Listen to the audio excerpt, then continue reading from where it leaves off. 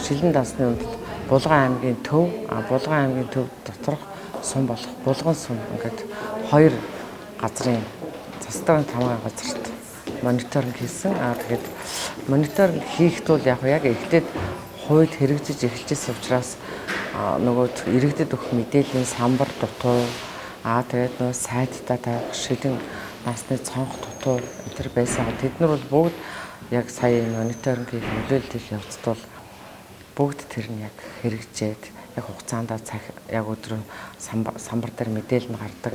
Захим цонхон дээр бүх мэдээлэлүүд гардаг болсон.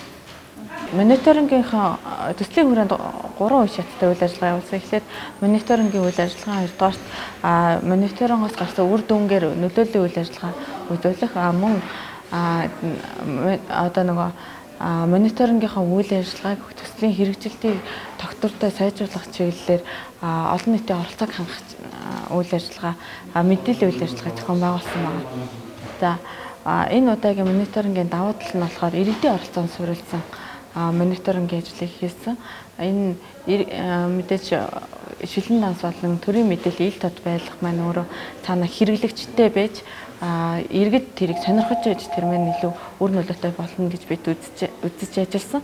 Энэ маань илүү их төхөмтэй иргэдэг ихээр мэдээлэл хүргэж их оролцуулах, тийшээ хандуулах чиглэлээр ажилласан байгаа. За мониторингийн хүрээнд гол гарсан үр нөлөө маань гэвэл төрийн байгууллагууд харьцангуй шилэн дансны хуулийн хэрэгжилтэн дээр илүү анхаарал хандуулж өөрсдийн гаргаж байгаа алдаа дутагдлыг илүү сайжруулах гэсэн хандлага нэмэгдэж байгаа нь бас илүү сайн тал гэж үзье. Энгийн иргэд чинь тэр болгоно нэг цахим хуудасаар орж ялангуяа хөдөө орон нутагт боломжгүй учраас мэдээллийн самбараар бол ил тав болгоод нэлээд шаарж ирж байгаа.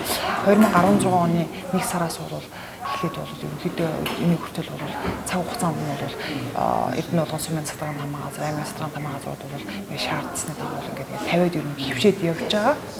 Гэхдээ бол бас цахим хуудсан дээр шилэн дансны мэдээлэл бас тодорхой хэмжээнд хангалттай байж чадахгүй, хуулийн шаардлагыг хангаж чадахгүй. Ялангуяа манай Аранга аймгийн Аранга цэг-говийн сайт бол шилэн дасны цахим хуудас гарсантай холбоотойгоор бол байгууллагууд хуулинд өөрийн цахим хуудастай шилэн данс гэсэн цэстэй байх ёстой гэж шаарддаг бол шилэн данс гэсэн цэс нь байгаа мөртлөө шилэн данс гэсэн цэс маань дотроо тийм бүртгэлтэй байх ёстой төсөв гүйцэтгэл гэсэн юмыг ингээ яг тэрний дагуу бас хийгээгүй.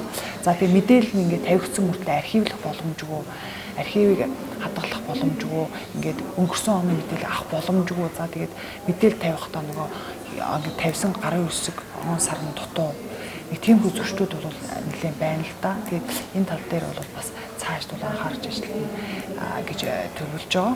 Улаастай сумын засаг даргын тамгын газар маань шилэн данс гоуцыг юмэндээ тавиад өөрийн гэсэн сайт хүү байсан. Тэгээ энэ мониторингийн хугацаанд одоо улаастай гоуцыг юмэн гэсэн ийм одоо сайттай болоод энэ дээр мэдээлэл тавьдаг болсон байгаа.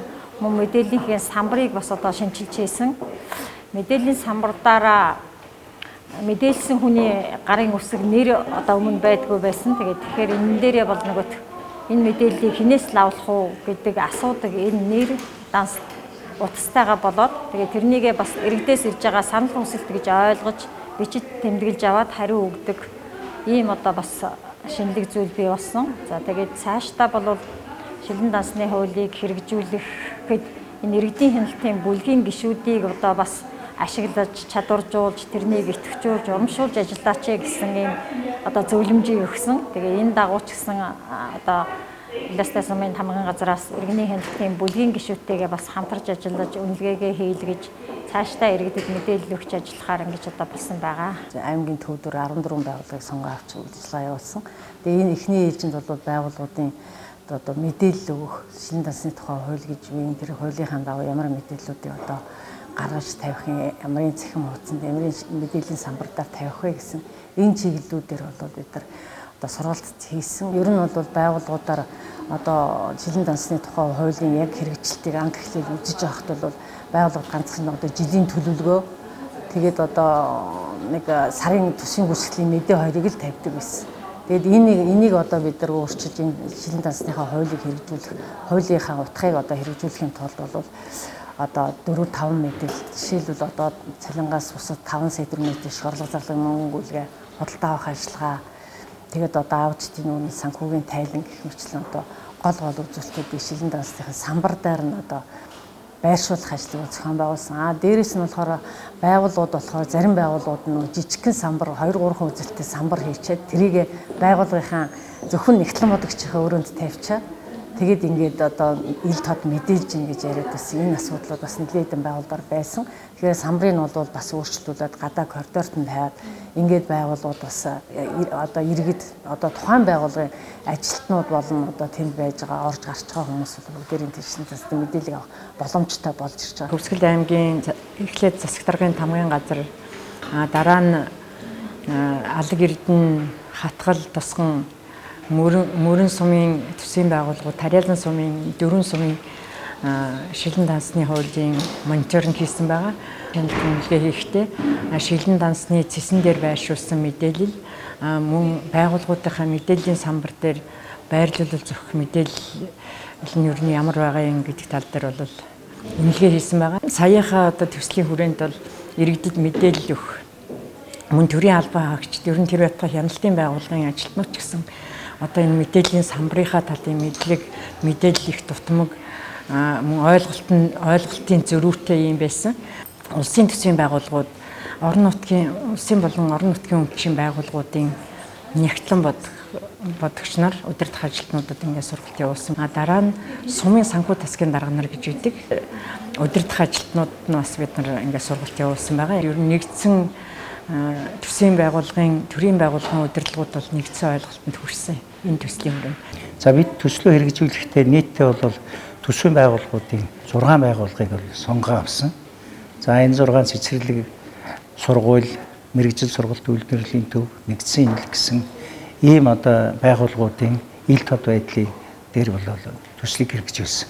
Төслийг хэрэгжүүлэх хугацаанд байгууллага төсвөр дээр хяналт тавих одоо хяналтын зөвлөгөө 3 хүн одоо тавиад танай байгууллагын одоо ил тодын самбар дээр энэ төсөл шаардлагасан энэ юмыг тавьж гэнэ үү энэ мэдээллийг хамтран солилцъя гэж хяналтын одоо хэсэг улсууд одоо 3 хүний бүрэлдэхүүнтэй хяналтын зөвлөгөө гаргасан. За ил тодынхаа шилэн дансны тухай хуулийн хэрэгжилтийн талаар багуудын иргэдэд одоо хуулийн хэрэгжлийн талаар мэдээлэл сурталчилгаа одоо явуулсан. Энийг багийн иргэдийн хурал дээр одоо дамжуулаад тэр тухайн урд нь 2 баг дээр бол одоо хийлээ. За нийт төсөлд хамрагдсан ажилчид одоо сургууль цэцэрлэгийн одоо багш ажилчид бол шилэн дансныхаа хуулийн талаар мэдээллүүдийг тогтмол өгсөө. За энэний үр дүнд эцсийн одоо үр дүн юу гарсан гэвэл ямар ч байсан одоо мэдээллийнхээ самбар вебсайтанд бол тогтмол юм одоо тавьдаг боллоо. За хоёрдугаарт нь иргэдийн бол шилэн дансны тухай хуулийн мэдлэг бол тодорхой хэмжээгээр одоо энд оролцсон улсууд бол мэддэг болсон. Ялангуяа одоо байгууллагын одоо багш эрхлэгч ажилчид бол энэ талаар мэдлэг сайн болсон.